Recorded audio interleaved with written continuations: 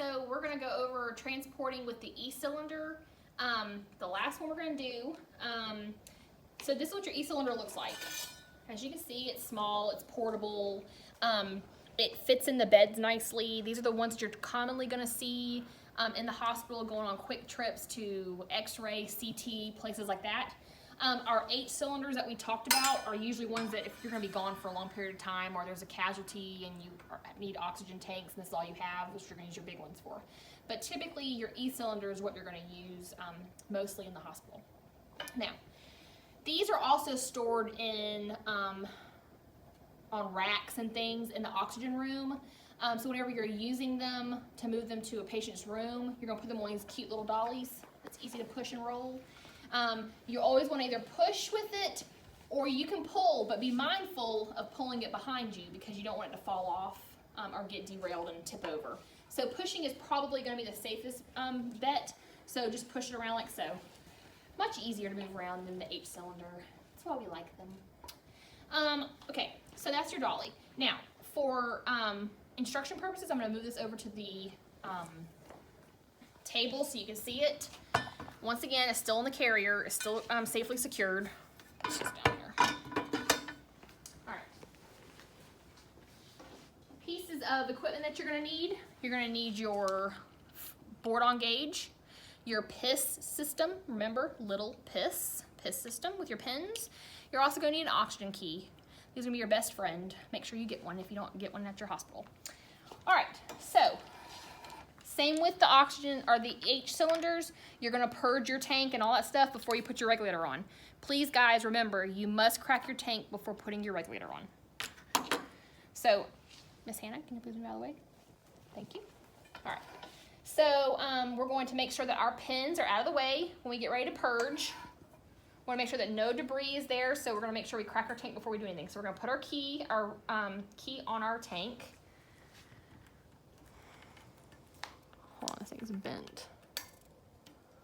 All right, crack. Oh.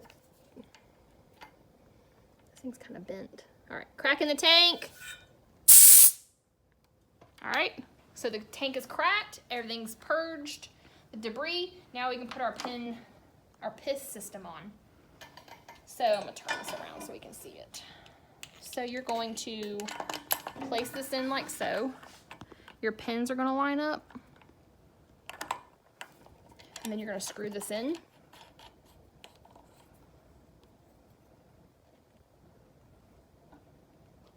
Then you're going to use your key and you're going to turn on your oxygen. All right, then you're going to read your PSI. So that's about, we'll say 1100 PSI. This is your flow meter.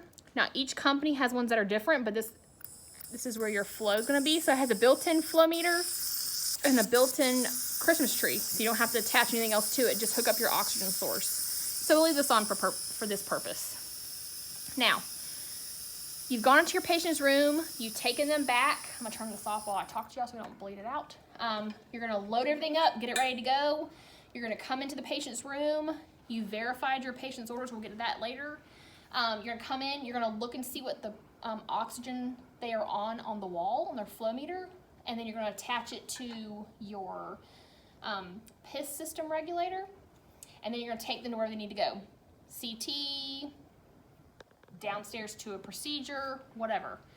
When you come back in the room, you're gonna disconnect them off this, and you're gonna hook them up on the wall, back on the liter flow they were on before you leave the room. Make sure they're taken care of and leave. While you're doing that, and get them hooked up, you'll see if they need anything and you'll leave the room. You're gonna come out the room and we'll just say this is turned on for purging purposes, and you're going to purge your system. Just like you did with the H cylinder, I always leave my flow on so you can hear it. And I'll just, let's see if I do this the right way. All right, so as you can see, your regulator is going down to 0, and soon you're not gonna hear anything coming out of your flow meter. Okay? So now we're down to 0. We can go ahead and turn this off, and then we're going to take our regulator off because it's safe to do so. And then we'll move this to the oxygen room where it was, where you picked it up from, and make sure it's safely secured and you've transported with E-cylinder.